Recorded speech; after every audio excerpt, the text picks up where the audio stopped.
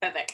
Oh, we got started talking, and straight he hit exactly what I wanted to talk about straight on the head.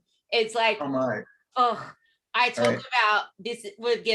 I'll introduce you quickly. So I always talk about nutritional dogmatism and how we always fall into this black and white thinking, and it's either this camp or this camp.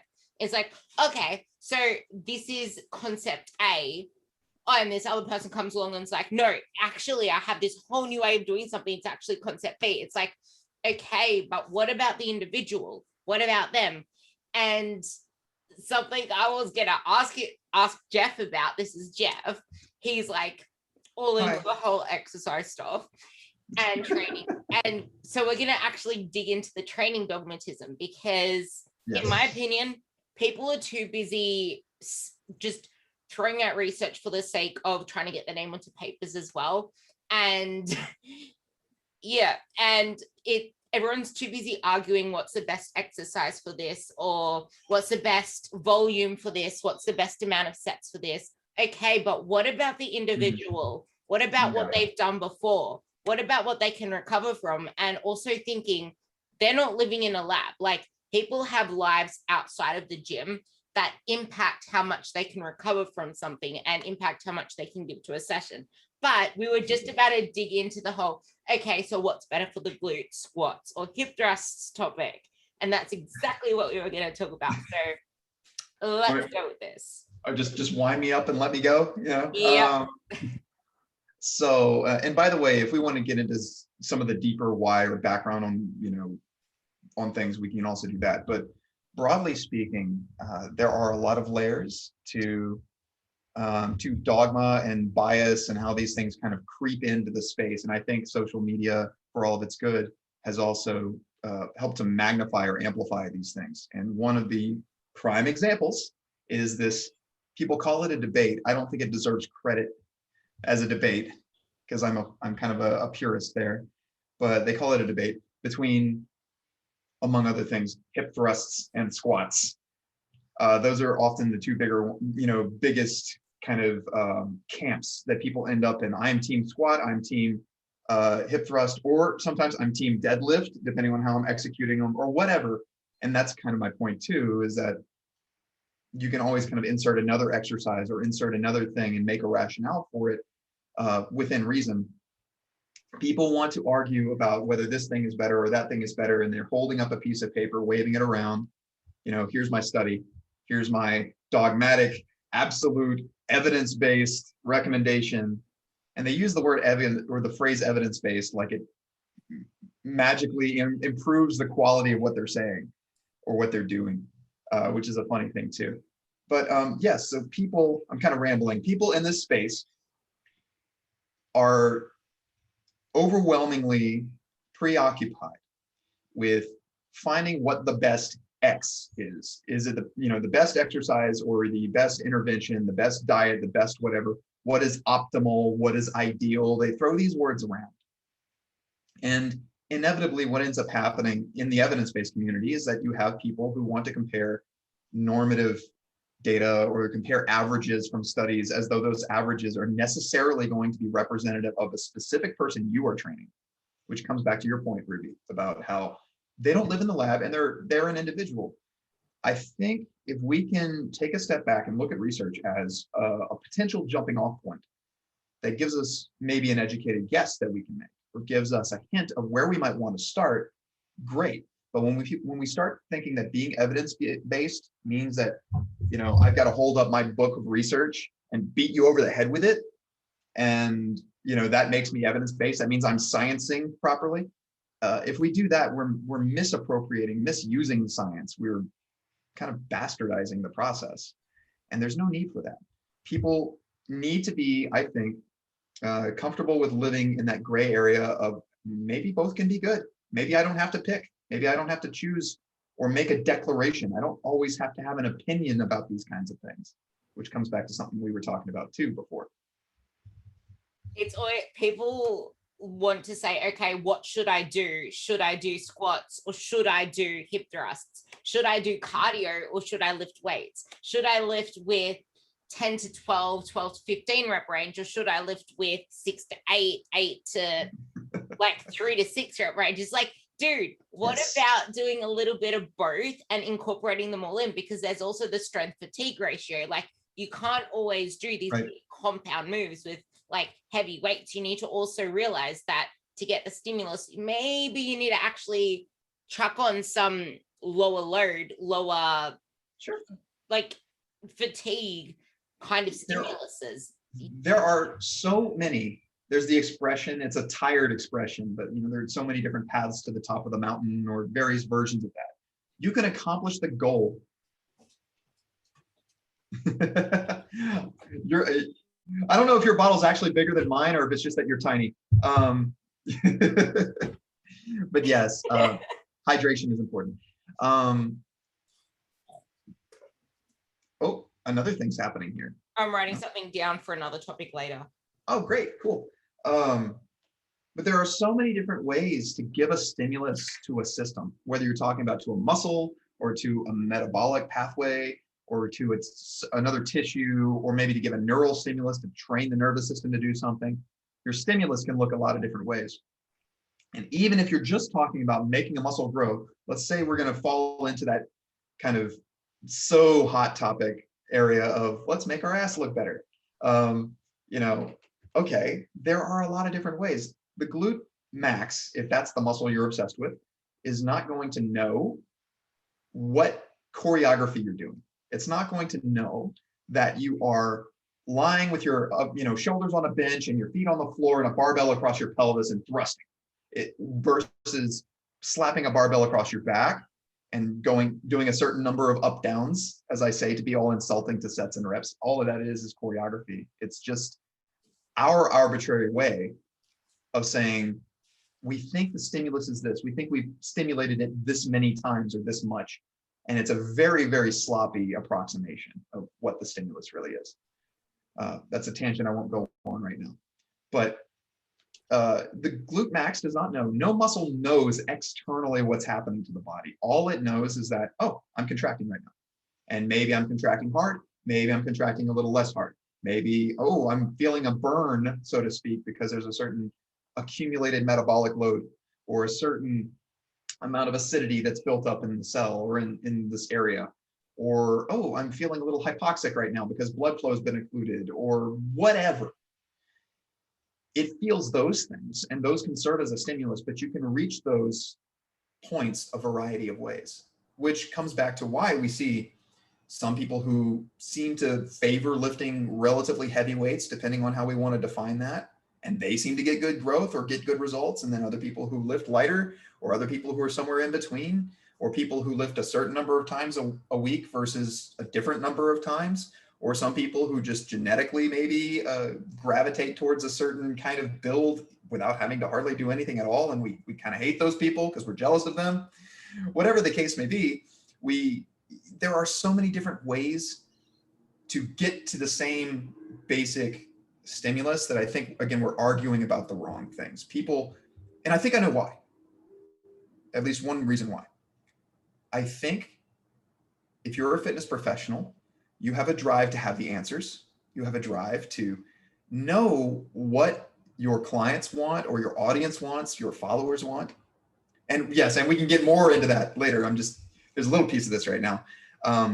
But it feels good to have the answer. It feels good to have something to say. And it's easier to argue about what I think are fairly superficial things, lift A versus lift B, or this kind of carb versus that kind of carb for an average person, where it's like maybe majoring in the minors, than it is to live in that ambiguous, shaky, uncomfortable gray area of uncertainty, where we're just kind of going with the flow based on what the circumstances are today. So if you're the trainer, what's my client coming in with today? How are they feeling? What are they responding to? Do they have the energy that I expected them to have according to the programming I laid out for them? Or are they going to have to do something totally different? And if you are so locked in to obsessing, this exercise is better than this exercise, or this diet is better than that, I think you might be setting yourself up to be less flexible when you need to be. And you're kind of missing the forest for the trees. Maybe I'm wrong, but that's kind of my take on it. 100% agree with you. Majoring in the minors is such a big thing everywhere. Like, people are trying to nail it down to the dime. And you see people asking about questions they're not even qualified to ask about yet because they're not even nailing the fucking basics. Like, yeah, definitely. And a thing that probably irritates a lot of people, like I have consultations I give to people sometimes, and they'll ask me a question. I'm like, all right, you're going to be annoyed, but I have to ask you about 5 questions first before we I was can. just about to get into that. Like, yeah, oh my God. I want to know what a person's really asking before I start answering, you know? People think that you're attacking them. And yeah. Like, I put this into the group as well, because some, like, my actual client group, because they would ask questions and I wouldn't answer them. Like, I would ask them more questions to figure out what the hell they're asking in the first place and why they're asking it. Yeah. And you see in like the big Facebook groups, people would just put out a question without context, and people are just throwing out answers all around the sun. And it's like, okay, I don't understand this. Like, there are so many ways I can go about this question. It's like, well, I don't freaking know. What did you do yesterday? What did you do today? What did you do this morning? Like, what? Why are you asking this question?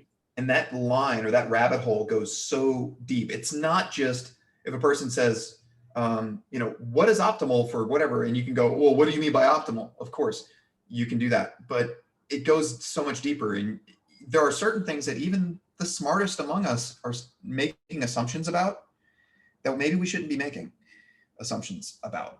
Grammatically, got to make my sentence work there. And about which we are making, if you don't want to end a sentence in a preposition. Anyway, this is how my brain works. I'm sorry. We can have a separate session where we just talk about English and all the bizarre nuances therein. But you have, what was my train of thought on this? The fact that so people just give answers without asking questions. Yeah, and so do I even know if a person's talking about about hypertrophy? Are we talking about the same thing? We assume everybody knows what that word means, but do we really? Do we know? Yeah, okay, what's the context? Are you talking about for all people? Are you talking about for your specific client? Are you talking about a certain group of people? Like, are we talking about a certain, like, you know, elderly East Asian mothers, grandmothers, you know, who've never exercised before? Or are we talking about, you know, white college age, you know, Western European or American males who are trained? Like, you know, there are so many questions that we have to ask. And I think one of the bad habits we have in this field is of assuming we have enough information to just charge right on ahead. And this is why we end up shouting past each other. So often people are closer than they think they are, or at least they could much more easily form or develop some sort of an agreement or some kind of an understanding with each other if they would just slow down a little bit, like pump the brakes a little bit and go, okay, is this what you're asking? Before I dive forward into my rebuttal or my argument or my, you know, waving my science hammer around. Hold on, I got a femur. No way. Waving my science hammer around. I almost pulled my my profile pic. You know, I found this humerus. Yes, I have a humerus on hand just for that. On hand.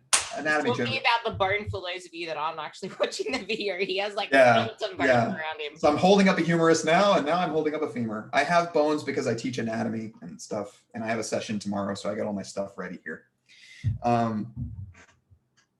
So yeah, I say tomorrow, it'll be later today for you, I guess.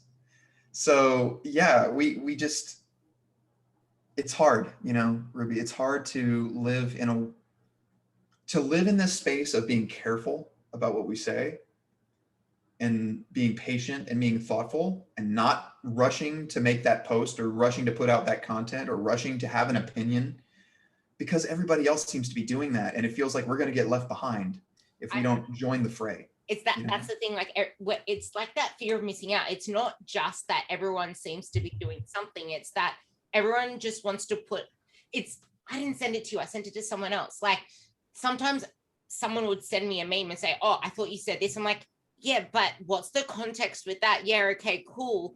It was this thing on cardio, whether you do cardio or not. like there was one person that did 2000, they ate 2000 calories, did no extra cardio, and they still lost weight.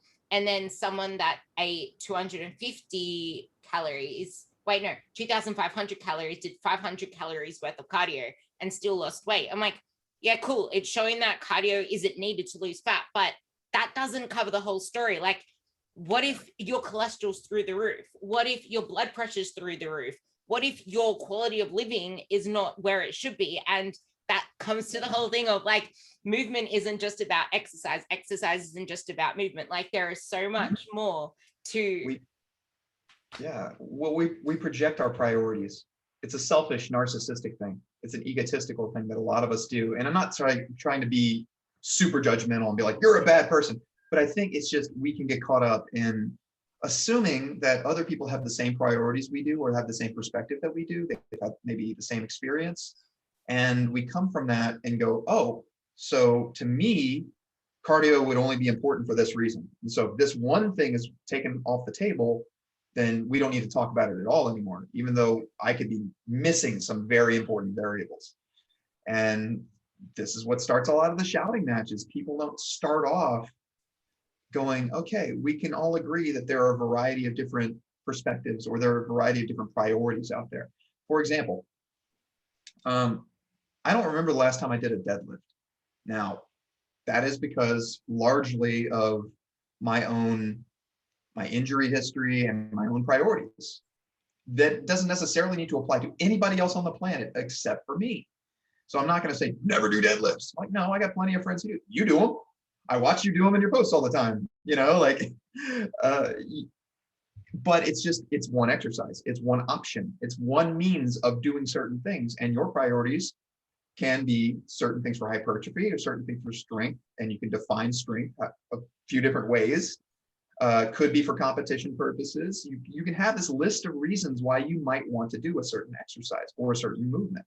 People are so married to the exercises without actually asking themselves, okay, what exactly is my training goal? Is this exercise really benefiting me for that? And I got this a fluke, but I think the barbell back squat is the most overrated exercise. Like, the most. There are people that cannot functionally move properly in a barbell back squat to elicit any type of strength or hypertrophy effect. Like, people need to learn that it's okay to take a step back to do like split squats, or to do like a front squat if they need to do a front squat. And there are people that live in like this posture that can't actually get this off their back, so then they end up doing this and not actually like squatting properly. And it's just like, for those who aren't watching right now, she's contorting herself like a circus performer. It's hilarious. But that's how you see people do certain exercises, because they aren't yet qualified for it. And hey, I'll do you one more. And this might trigger some people. I don't know. I shouldn't use that word, but for years, I didn't hardly do any back squatting. I've had chronic knee issues, whatever. And I'm not trying to say, ooh, squats are bad for your knees. I know so many people whose knees feel better because they squat, So again, they're not me.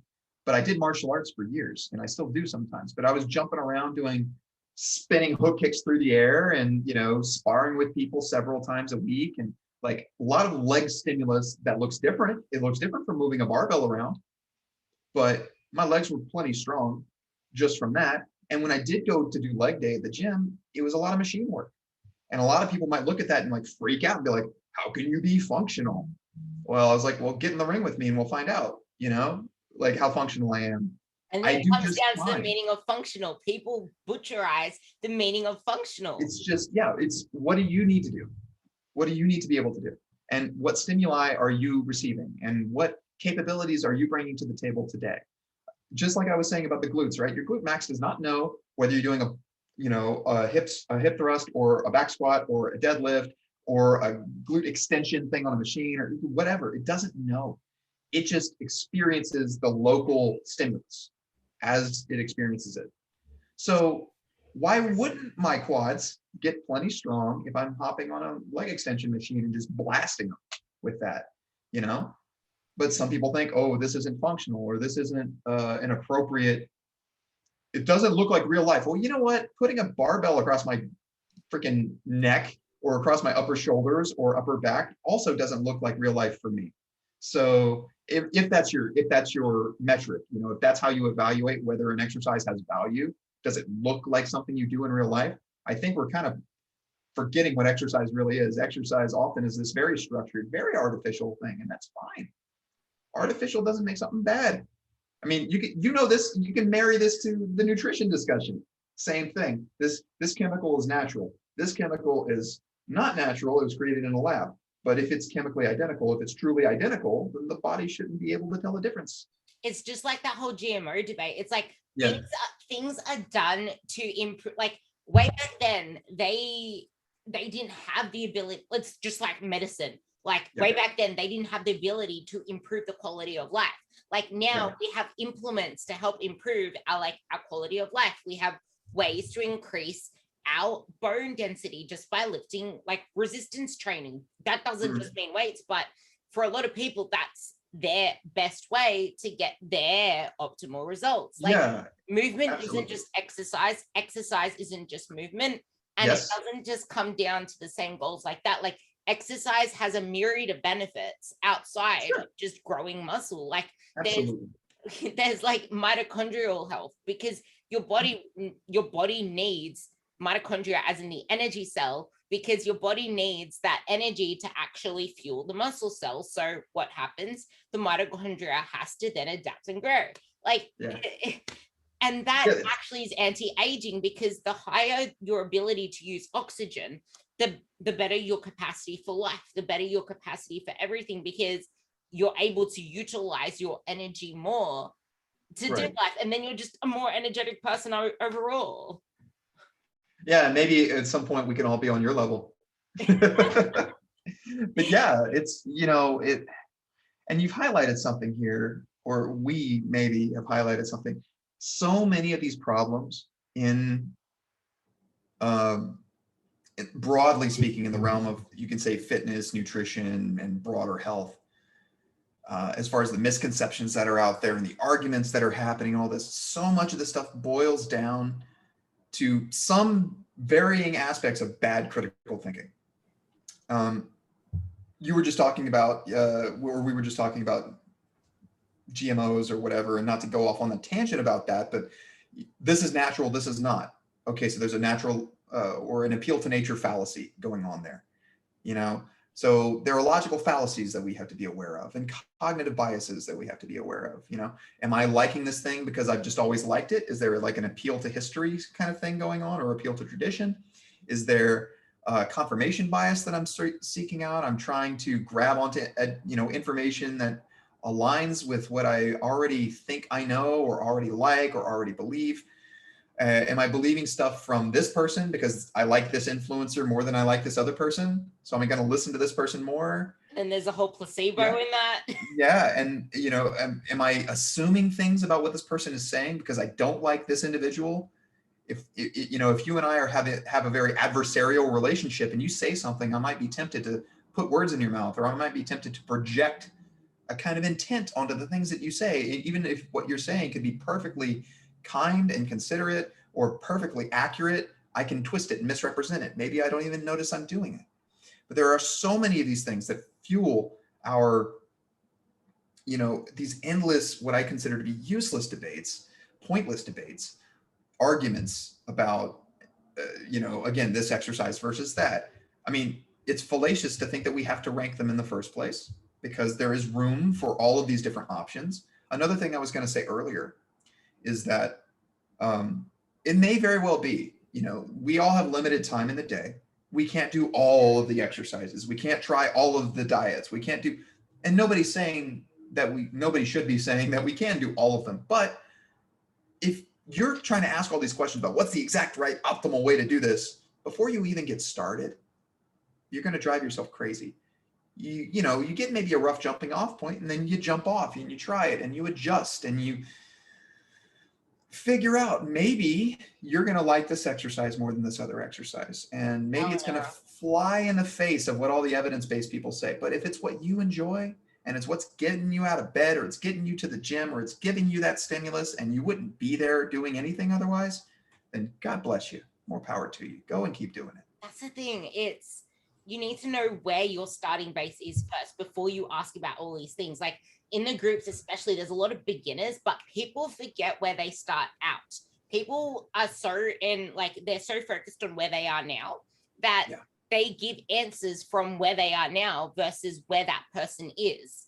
And I was listening to something the other day from someone who started their running routine. They just left their shoes at the door, and that was their first routine, putting on their shoes. And then they walked to the end of the street and they did that for a couple of days. And then they ran around the block. And before they knew it, they were running marathons. Like, you need to start with where you're at and be okay with that instead of trying to progress at the rate of everyone else. But then you said something that I really want to touch on, where you see like these people that have like a name against them, or they're really popular, and then you want to like put something out there so you can get all the likes, and then it can get shared, even though it's so like, it's just so myopic. But body sells. Like someone with a big booty on like an Insta thought with a big booty, they're trying to sell this stupid booty band workout. Like their body is selling the exercise, but is it that exercise that did it? Oh yeah, I mean, you see this all the time on I'm intentionally not going to name any names or brands here because I'm not a call out kind of guy usually. For anybody who might hear this, who's actually witnessed a couple of my public back and forths with people, ignore those. I'm trying to be a nice guy. But yeah, you'll see these commercials that come on, you know, the late night fitness commercials, whatever, and whatever the device is, or the piece of equipment, not that that piece of equipment or whatever, or exercise program doesn't have value. I like to think that the overwhelming majority of them do, but you have to know where its limits are, you know. But they have these models who are shredded up, and you go, okay, it's probably not the case if they used this device or they did this thing to get that way. So it just kind of feeds into what you said. And again, there are people keep going, oh wait, should I use this equipment? Should I do this exercise? Do this thing? And again, there are so many different ways. Just get yourself exercising, get yourself training in what ways you can safely, and see where your progress goes. And your progress may not look like somebody else's, but you're not somebody else, you're you. And if we just focus on these fundamental ideas of just getting some kind of a stimulus to a muscle, getting some kind of stimulus to the heart or to a metabolic system, just giving the system, and I'm using the system in very broad terms here, some kind of work to do, some kind of challenge that it's not accustomed to. And we can be somewhat systematic with that, somewhat consistent with that, we should see improvements to the system. And we get in our way so often. We get in our ways, like just distracting ourselves from that basic truth. People go for entertainment versus just getting the work done. It's like, it's tough. There's also the fact that your body needs to neurally adapt to the exercise before your body as a system can like adapt to the exercise. So jumping from like one program to another program, or one exercise to the next exercise on the next week, instead of sticking to the same one and trying to progress at that and get better at that, is actually holding you back. And then there's like the movement thing that I was going to say, like most people just aren't moving enough. And movement has benefits for the lymphatic system, has benefits for fascia. Like if you don't use it, you lose it. And then that's why people get stiff and then shrivel away into little weak, frail beings. Like, like movement is medicine. It is actually medicine. And you said hydration is important. Hydration is also really important for the muscles and the lymphatic system and the fascia. Like it all ties into one. Yeah. And you know, one of the things that also I was touching on or was hinting at with the whole like exercise is not necessarily movement or vice versa, like they're not directly interchangeable, is my point, is also that sometimes you can get a lot of exercise in certain ways with no movement at all. If we're talking about weightlifting, you know, and this could be a bigger like biomechanics discussion, whatever, but you have a muscle that's just holding a position could be experiencing a substantial challenge. You know, if you're standing with a barbell on you, a bunch of weight on your back, and you go down into that squat, and then you just stop, just hold it. Nothing is changing length very much. The muscles are more or less kind of static. We're not going to talk about tissue hysteresis and all kinds of other stuff. But like generally, overall, you're not moving, not really, but you're working. You You can say feel the it. same about stretching. Stretching does the Yeah. same thing. Luke actually said this, but stretching also invokes the glute for translocated to the muscle cell as well, because you're invoking tissue damage to that cell just from stretching it. If you stretch, You can, yeah, you can be in, and that's so, and it's a fun area to look into. Sometimes people jump to conclusions or they take these things too far. But yes, a stretch could potentially introduce damage. You can potentially cause some kind of disruption. Could be a good disruption. You can do EMG studies and you stretch a muscle and sometimes you can see, oh, there's more muscle activity. There seems to be more electrical activity, whether you're talking about stimulating, a muscle spindle or what have you, or whether you're getting some kind of relaxation response that kicks in from a Golgi tendon organ, blah, blah, blah, blah, blah. You have this neuromuscular stuff going on, and it does go to show that these systems, if you really want to understand them, can be a lot more complicated in a cool way. Like, oh, there are different ways that we can stimulate this muscle, or there are different ways we can challenge the body. And another thing, challenge. Sometimes maybe your exercise is not progressing you in terms of making that muscle bigger this week. That's okay.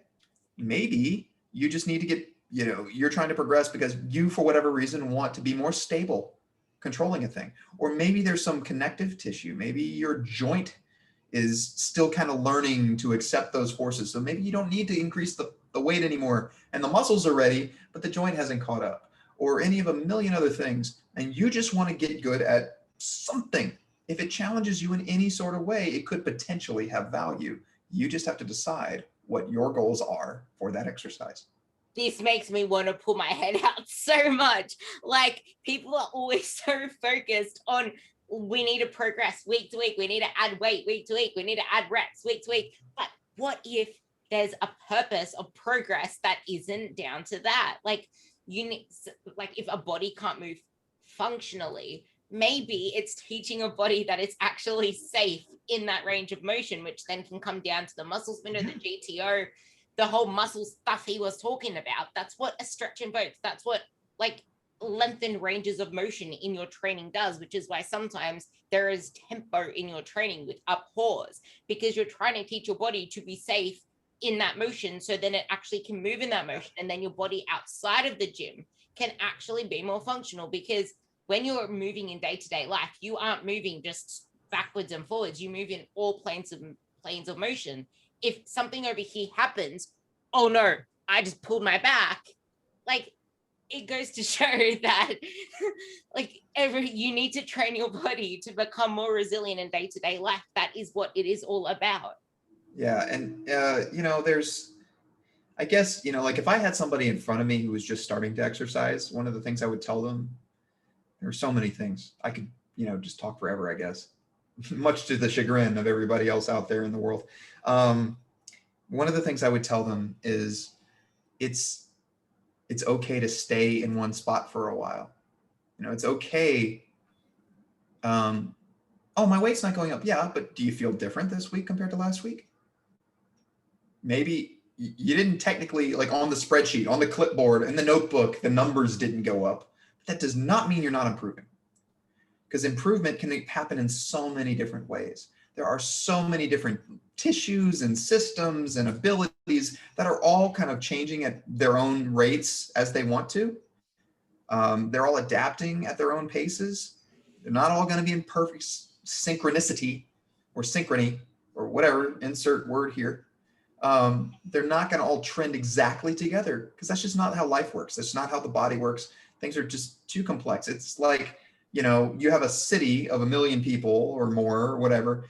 And, while in general, the city may be trending in a certain way, growing at a certain rate, it doesn't mean that, like per capita income in that city is going up. It doesn't mean every single person in that city is seeing their income go up or go up at the same pace. So sometimes we need to let the body kind of sort itself out and take our time. This relates kind of to something that Alex and I ranted about on our website and also publicly about, by the way, I say Alex Viata, who's a partner in crime of mine. when we talked about progressive overload. People have this misconception that this buzzword progressive overload means keep up in the weight, bruh. And that's not what it means. You can progress things in a variety of ways. You can find all kinds of different ways to overload your body. Overload just referring to providing your body with some kind of a stimulus that it's not quite used to. It doesn't have to be a lot. You know, it could be 1 pound more. It could be 1 rep more. It could be maybe the same number of reps, same rate, same speed, but you're going a little bit farther into the range of motion, or you're holding for a little longer in that position before you come out of it, or you're co-contracting muscles together in a different way to give yourself a new challenge. You can change so many variables. And I know that's intimidating to people, that's daunting to a lot of people, but I think it should also be reassuring, because it serves to give us opportunities. We have so many opportunities, different ways we can make progress. I know, oh, this is a great thing. Okay. I've done martial arts for a number of years, and my first martial arts teacher was talking about getting older. He said, you know, I've already peaked. Like I'm not going to get faster. I'm just trying to reduce how much I slow down these days. And, you know, he's fighting with or sparring with people less than half his age, you know, and he's trying to keep up with it. He said, but, you know, I can still work on my knowledge, and I can still work on my coordination. I can still work on my timing. I can still work on some of these kind of physical things. And maybe my muscles will not get any stronger. Maybe I already peaked. Maybe I didn't. But the point is, there are so many different things I can work on. I should not get distracted. I shouldn't get distracted by the one thing. Oh, the number on the barbell isn't going up. People are too busy focusing on what isn't working for them versus what is working for them. And the same goes for like, oh no, the scale weight didn't go down for those that are married to the friggin' scale, which I hate. But it's like, yeah, but you just said, like, because they don't, most of my girls do not weigh themselves. And just because I had this the other day, she was feeling amazing. She was sticking to everything for the first time in ages for 2 weeks. Let me tell you, 2 weeks. She steps on the scale. Oh, I was feeling so good. I was sticking to my habits. My clothes are feeling better. I'm feeling more energetic. I feel amazing. But the scale, I feel so demotivated. I'm like, dude, you just said that you feel better. You just said that you've been the most consistent than ever. You just said your clothes feel better. And you're going to let that deter you from all the things that are going well in your life. Like, oh yeah, it's like the scale. If the scale were a person, it would be like, not that the scale doesn't have value, but it, you know, it's like the scale's looking up at you going, are you going to believe me, or are you going to believe your lying eyes? You know, like challenging you to ignore all of the other evidence in front of you. Like your clothes fitting better, you're feeling better, you're moving more competently, you feel more in charge of whatever you're doing during your workouts, whether it's lifting weights or running or anything. You know, so many other things in your life, physically and otherwise, might be doing better, but because this one little thing supposedly isn't going right, because maybe the scale weight should go up because you're putting on muscle or whatever. So many of these other things are going well. You're going to focus on this one variable because that's just how our crazy monkey brains like to do sometimes. You know, we like to sabotage ourselves, really, you know, to get distracted by one negative thing in a sea of positive things. I think I hate the most. It's unfortunate. I do it too, though. You know, I'm guilty of it too. We're human. That's what I was just about to say. We're all human. And the thing that I always say, and the thing that I'll keep saying, is that our old beliefs and our the way we pretty much got brought up led us to react. Like, we don't see things as they are, we see them as we are. And a lot of the time, the way that we like the monkey brain, like you said, like it served us a purpose back then, and it's a hard habit to cut. Like, we might be celebrating all of our, like, we might want to celebrate all of our wins, but in the past, it was never appreciated. So we just come to someone for our struggles because that's when we need help. So what are we focusing on? Our struggles. What are we voicing? Our struggles. What are we writing down? Our struggles. What are we not writing down? Our wins. Because when everything's going right, we just keep going and we don't mention them and we don't celebrate them. And then people shoot on other people for being, oh, they're the posing chicks. Oh, they're like, you should be loving the fact that people are celebrating their wins. We should be bringing each other up and encouraging that sort of behavior, because we don't see enough of it. And then you wonder why there's so much complaining. Oh. Yeah, there's a lot, you know, and again, so much of this is just the sort of logical, behavioral, psychological mess that we find ourselves in as people. And it's a lot to untangle, you know, whether you're talking about typical struggles of a person who's just trying to get in shape, or the difficulty we have finding good information, because so many influencers or so many people who have a platform probably shouldn't have one, or maybe two smart people will get into a debate, get into an argument with each other or a disagreement, and they keep shouting past each other because they're not really taking the time to slow down and understand each other. Whatever the case is, it so much of this boils down to, I think, our weird, wacky psychology. Everyone wants to be right. Everyone wants to have the answer, but also everybody wants the answer. So it's like they complain to try and find this one answer. And that's the thing, like, it's good to have an answer, because then, oh, cool, I have the answer. I'm the guru. Everyone's going to look up to me. But there is so much nuance to everything. And I actually really want to have you talk about lazy glutes, because I know you can go down a rabbit hole about that. Lazy glute, and I guess asymmetrical. Like, if there are some people that would say they feel one side of their leg or one side of their quad more than the other, or they'll finish a day worth of training and the next day they'll be really sore on one leg or one glute, but not the other side. This is a tough topic because, well, among other things, one, it's actually just super complicated because it involves nervous system stuff and sensation stuff.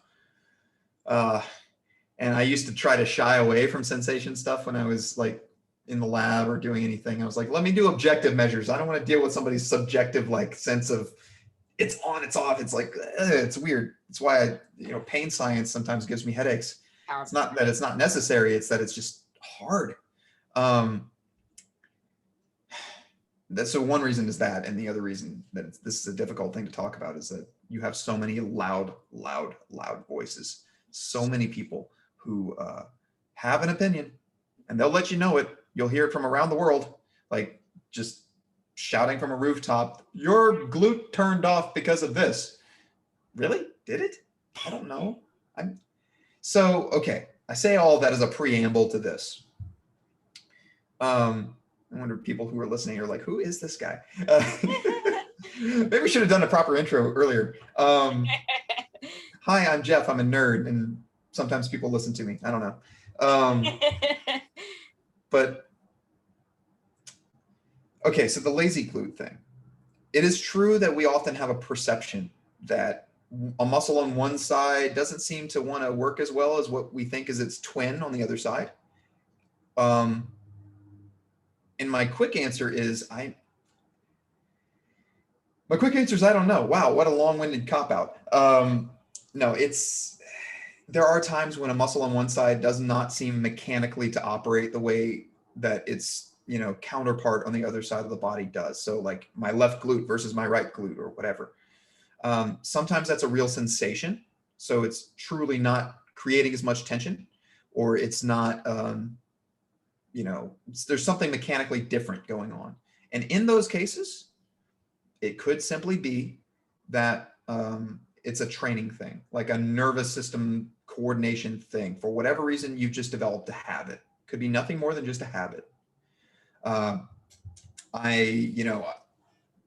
have certain postural things, like I lean more one way than another, and maybe that's a result of years of injuries, or maybe it's a result of being right-handed and playing video games. It could be, I don't know, a million different things, but I've developed habits. And if it's just a motor habit and you feel a need to change it, you probably can change it. It might take some training, might take some practice, but it doesn't have to be the end of the world. There are other times which comes down to that whole person shouting from the rooftop, oh, your glute turned off because of this. You get people who try to kind of pathologize. They try to say, oh, there's something that's wrong with you that needs fixing. And maybe it's because you're dysfunctional, or you're weak here, or you're tight here, or you're whatever. And I would just tell people that could be true, but be wary of people who are overconfident with how quickly they say that that's true. So if you walk in, hopefully this is all making sense. If you walk into to see a trainer and you notice that like, I feel a little funky, this side feels different from that side, and they immediately just start saying, oh, it's probably because, and they give you some like definite answer that, oh, it's this muscle's weak or this thing's tight, something they memorized from a certification or something they heard from Joe Blow's course over there or whatever, I would say be very, very wary of those people, because what they're showing you is not knowledge. They're showing you confidence, overconfidence masquerading as knowledge. It's cockiness and ego and insecurity in many cases deep down, and a sense of needing to compensate for that insecurity that then manifests as this false wisdom kind of thing, like, oh yeah, I know this. I will say this, as somebody who worked for a few years in a neuromuscular physiology lab, somebody who has been in the exercise science world academically for a number of years, and who's been teaching people at the undergrad and graduate level for a number of years, I don't have that kind of confidence to say, oh yeah, this muscle just turned off. So if you encounter somebody with a certification who claims that, it's not that they have knowledge that the rest of the researchers don't. It's that they just are too ignorant to know how little they know. So it's important not to just spend like 30 minutes of your pre-exercise time doing these useless glute activations. Probably, yeah. Like, no, let me add a caveat to this though. If you genuinely feel better, if you do a thing and it makes you feel better, do it.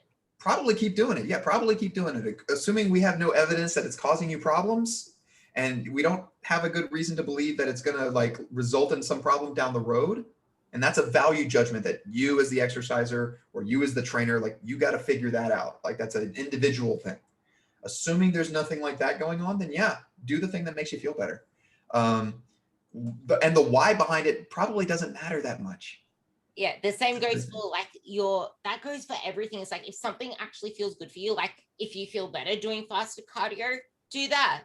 It comes down to everything. And as long as you're not expending so much of your energy and time on something that it takes away from the bulk of the matter, which is why I clearly said 30 minutes. It's just that's why I said 30 minutes, because like, yes, glute activation. Yeah, clear exaggeration there. Like it's obvious, like that's a bit much. Yeah. Like glute activations serve a purpose for those that need to actually create that word again, sensation, the sensation of the glutes being activated during the session.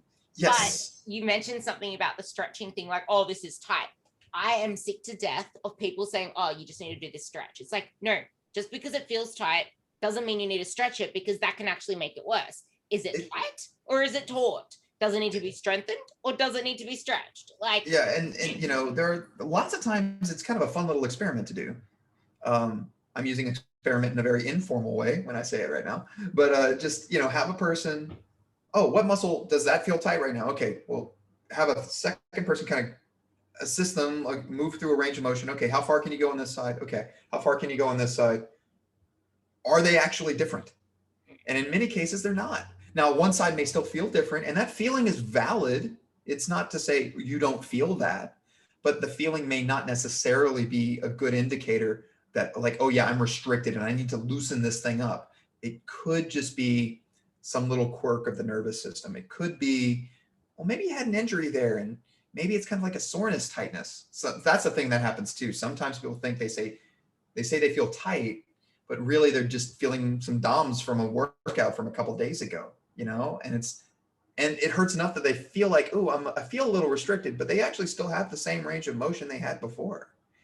So that's sort of a developmental thing that takes time, practicing listening to your body and practicing observing. Is this, you know, is my body lying to me right now? I don't want to say lying to me, but am I being somehow misled by some of these sensations, or are they not necessarily telling me what I initially thought they were telling me? Maybe they're still giving you a good information, but it doesn't have to be what you thought it was. That's the thing. Everything is data, everything is information, but it out of context, that it's just this little, it's just a sentence. That sentence means nothing unless you actually zoom out and read the actual script. Like, is that sentence sentencing someone to friggin' death, or is it sentencing someone to the kitchen? I don't know why I said kitchen, but you know. Death or kitchen. That should be the name. If you ever do an autobiography, that'll be the title. So you have this. That's a good point you make about context. You know, most of the time now, I'm not perfect about it, but I've gotten a lot better. When I'm working out, I get to a point where I go, okay, let's see what my body's doing today. And oh, that thing hurt. I can't do that lift. Oh, well, that kind of sucks. I wanted to do this thing and I have to do something else. But it's really just a shrug. I just kind of go, all right, well, I'll pivot and do something else. And that's all the emotion I have to put into that. It does not have to be any more than that. It's just information. So, oh, okay, that position hurts today. Thanks for the info. Thanks for the memo, body. Thanks for telling me that. I'm glad you gave me that. I'm going to tuck that away, file that information away, and, you know, make use of it when it's relevant. And you don't have to treat information as being inherently like good or evil, good or bad. It doesn't have to have that kind of a value judgment attached to it until you are putting everything in the context of what you want to do, what your priorities are. Just the same way that a diet's not inherently good or evil. Does it serve your purposes? Is it, you know, is like when people say, what do you think about? And they ask me about an exercise, I'm like, I think it exists. I mean, what else do you want me to say? And they're asking me for a value judgment, but I'm refusing to give them one. You know, I'm not playing their game. It's like, well, what do you mean? For what purpose? Is it good for your body? Is it good for your context? Like, where are you going to fit it into the workout? Like, are you going to do it at the freaking beginning? Are you going to do it at the bloody end? Because if you're going to do like a 1 rep max deadlift at the end of your workout, I would say that you're a nutcase. Yeah.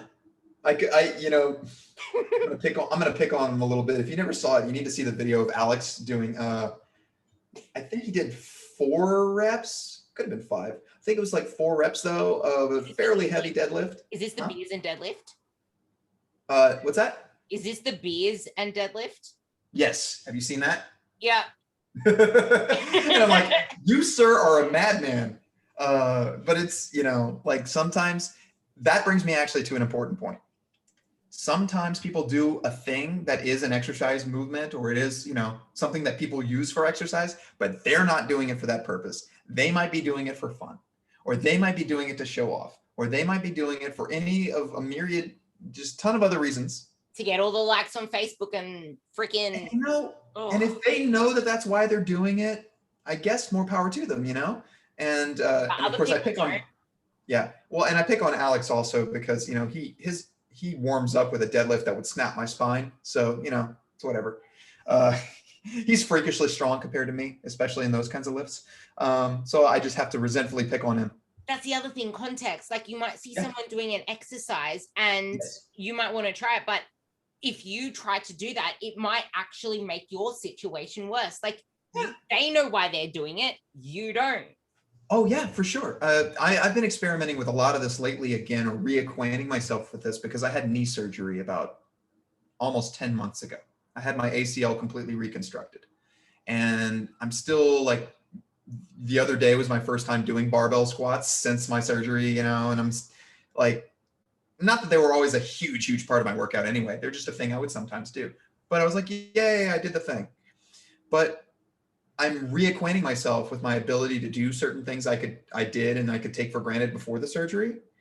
And I'm now back at a point where I can do certain things that to me are pretty mundane, but I know other people who lift way more weight than I do, like weight that I can never probably touch. But if they tried doing this thing, they might hurt themselves, like standing up and doing like a snap kick of some kind, or pivoting a certain way and doing something funky with my hip that, even though I'm kind of like out of my prime, whatever, like I can still do, and that most people can't do without a substantial amount of training, because I did that for years.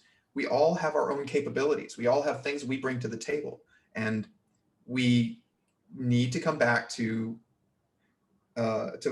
reminding ourselves that we are our own gauge. We are what we measure ourselves against, or that's what we should measure ourselves against. So am I improving in my ability? Not can I do this thing that he or she does, not can I do that thing today or tomorrow or next week or next year, but can I move in some direction that improves me in some way? And then you have so many options there. You have so many choices you can make about how you want to improve. There's always something you can work on. Don't get disheartened. Don't get discouraged because you're not doing this thing that somebody else is doing and is getting a lot of likes on Instagram for doing. I long ago accepted that there's certain stuff I will never do. I just won't. My shoulder is so trashed that I may never be able to do a clean looking muscle up. Okay, fine. I have to accept that, that's probably not in the cards for me. But I can do stuff that a lot of those people doing muscle ups can't do. So why not focus on that? It's like focus on your journey and stop trying to fit yourself into someone else's goal. I wanted to also touch onto the plantar fascia thing that I told you about the other day, because plantar fasciitis, there are so many people that are just like, sorry, you can't train at all. Sorry, shove your foot into this orthotic, but they're not giving the training for it. It's like, you need to actually, I am a firm believer of, if someone has an injury or if someone has something, you don't just cut out exercise completely. You need to return them to play and find out ways around it, instead of, cutting movement from their life. And, I'll let you ramble on about that because you go down a wormhole. Sure. All right. Well, I'm going to put a big kind of broad disclaimer on this, right? When we're talking about any kind of a clinical issue, of course, and this varies, the limits to this will vary depending on what country you're in, how things are regulated, what scope of practice is and whatnot. But generally, just recognize if you're an exercise professional or whatever, you would want to coordinate, obviously, with the clinical team if somebody gets diagnosed with a thing. So nothing I'm saying is clinical advice. Okay. Nobody sue me, please. All right. Now, with that out of the way.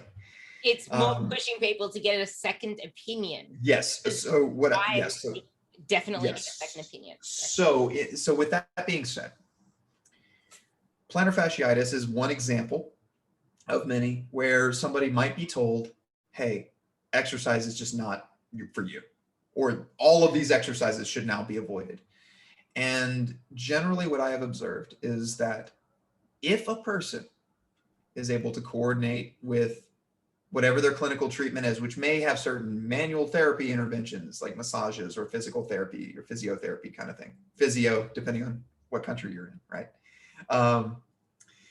If maybe you had to have surgery, or maybe you had to have any of a million different interventions, you can still maybe have those. And that's a conversation for you to have with your care provider or your team of care providers. But if you, as a free adult who's making decisions in your life, want to continue being active, then you're going to have to face that conversation or face that topic of, okay, eventually I should transition into doing these things again, or I should modify in some way so that I can accommodate these habits in some way. I'll give you an example. I had a conversation with my primary care physician when I hurt my knee, when I first tore my ACL, and I didn't initially know that it was torn. And actually, I had the same conversation with him with a couple of other injuries prior to this. Now, fortunately, he's a sports medicine doctor. He's a family doctor, but also did a residency, or did a fellowship rather, in sports medicine. So he kind of overlaps well. And he's like, you're an athlete. I know you're not going to just want to not do anything. So let's have a conversation about what you can do. So my broad recommendation would be at least have a care team that is open to your continuing to be active, just broadly speaking. Okay. Because then you'll at least have a person who listens to you. And then from there, hopefully you can find a strategy that looks something like transitioning back to play, or back to working out, or back to whatever. If you have to stop, hopefully it's just a temporary stoppage. It's a pause. It's not, this is no longer for you. And we see so many examples of athletes, not that everybody's an athlete per se, but people at the highest levels elite martial arts, Olympic sports, you name it, who've had catastrophic injuries. Not just chronic pain. Oh, I have chronic patellar tendinosis, or I have plantar fasciitis, or I have whatever, but big, big things. And they still managed to come back. And I would wager that for those people, they did so by just working in a very careful way with their care team and paying close attention to how their body is adapting. Pain is one of these things that more and more we're finding can be modulated if people are working in concert with their bodies appropriately, and they form a proper relationship with their pain. They form a proper relationship with their bodies so that they respect the injury. So if you have an injury, if you have damage, if you have a physical problem, you don't act like it's not there. You acknowledge that it's there and work within the restraints that you may have with that. But you balance that with recognizing that it doesn't have to define you and it doesn't have to limit you completely. I love that. Yeah, and then I've tweaked my back a few times, right? And oh, okay, today I can't do this, and maybe I can't do this for a while, but it doesn't mean that I will never do this again. And that's that kind of conversation to have with yourself and with your care team over time. That's a really long-winded rant, but basically with something like plantar fasciitis, you can look into the research on it and you can talk to clinicians about it, and you're going to find a lot of clinicians, whether they're, they could even be surgeons who like to cut on people. They could be people who specialize in orthotics. They could be physiotherapists. You can find people who go, oh no, I've seen people recover from this. And then you find others who are very rigid about it, who act like it's the end of the world. And I think that's more of an old kind of, I don't want to just say outdated, because it's not just about being old, but it's not in keeping with what we seem to know about pain and about injuries. That perspective. Yeah, that perspective that like, oh, you're just broken now and you just can't do these things ever again. More often than not, it seems like that's not the case. More often than not, it seems like if we're smart about it, we can bounce back from a lot of things. There are too many examples out there of people who've torn muscles clean off the bone, or who've shattered a limb, or who've just been in a catastrophic car accident, or they've had, just massive trauma to their bodies, or just long-term debilitating pain that lasted for like years, but then they still eventually resolved it and managed to go on and do amazing things. So it's hard for me to think that I will be convinced of that people have to, I'm not wording that well. It's hard for me to believe that most of the time you can't get back to some kind of physical activity using that area that's been damaged or that's experiencing pain or what have you, if you're smart about it.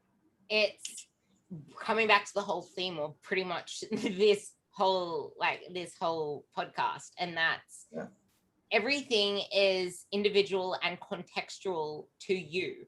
It's what you're able to do. And if someone says you can't do something and they're not open to listen and to work you back into play, or if they act with so much confidence without nuance and without actually questioning you, then I would say get a second opinion and listen to your body a little bit more as well. Listen to your body a little bit more.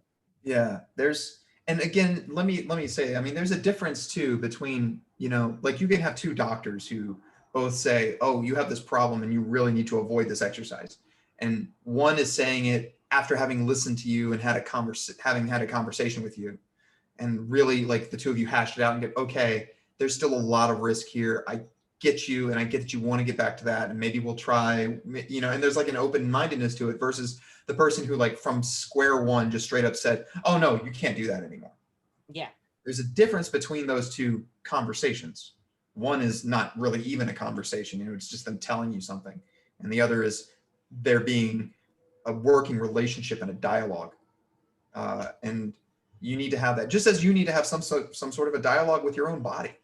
Have an understanding, form a relationship with your own body and your own sensation and all of these things that you're getting feedback on. It comes back to just having that conversation, have that relationship. And so many things can be worked out if the communication stays clear and consistent. And that kind of as a theme feeds back into what we were talking about at the beginning about how there are so many miscommunications and so many shouting matches in this field because people don't bother trying to actually have an understanding and have a good, proper conversation about a lot of these things. If you were to summarize pretty much this whole talk with one sentence, even though there's no context unless they listen to the actual video like we spoke about, but like that one sentence that leads you to death or to the kitchen, what would it be? Oh man. I guess I can kind of piggyback off what I just said. You're really putting me on the spot. Even rewinding back to the whole debate on it's either context A or context B. It's either this or that. So many things are made better if you have an understanding of yourself, of others, of what you want and what you mean. I love that. Yeah. And that kind of fits, I think, at least a little with everything we've talked about. I love that. I love that. Yeah. I'm going to actually, okay, so Jeff actually posts I'm just going to say the most musing musings on his fitness musing Facebook. So I'm actually going to link that into this podcast so you can go and visit it. And you'll see exactly what I'm talking about, how he actually makes you question the questions. And that's exactly what I'm all about. Question the questions, because not every question has the same answer. Like questions should have questions to lead to more questions to then figure out your path, not your answer, but your path. And your path has many answers along the way. So thank you for that. Yeah. And and for anybody who checks out my page, I put a lot of stuff on there that may come across at first as just being kind of like complaining or snarky, but it's often done with my tongue firmly in cheek, and it's meant hopefully to get people to like pause and think even unconsciously about just some of the weird, wacky, silly things that we do or say or believe, and get us to go, oh, maybe I'll think a little more deeply about this. Even my thing about kettlebells and propping open the door that I posted yesterday. Oh my God, that was freaking hilarious. Okay, so if you're thinking about getting kettlebells for your gym, right, make sure it's an odd number. So one of them can keep open the door. Oh, but if you have 2 doors, you might want to get even numbers just so you keep open both doors. You know, it's logic. Yeah, this is a pro tip and followed up by a super pro tip. So yeah, if you like those pro tips, just hit me up for consultation. I'm available. I'll tell you my rates later. He'll probably tell you to get the pink kettlebell while you're at it too, just for fanciness. Well, it's better for the feng shui, you know, it just helps the whole aesthetic of the room. Oh, great. All about it. Thank you for coming on. Oh, thanks, Ruby.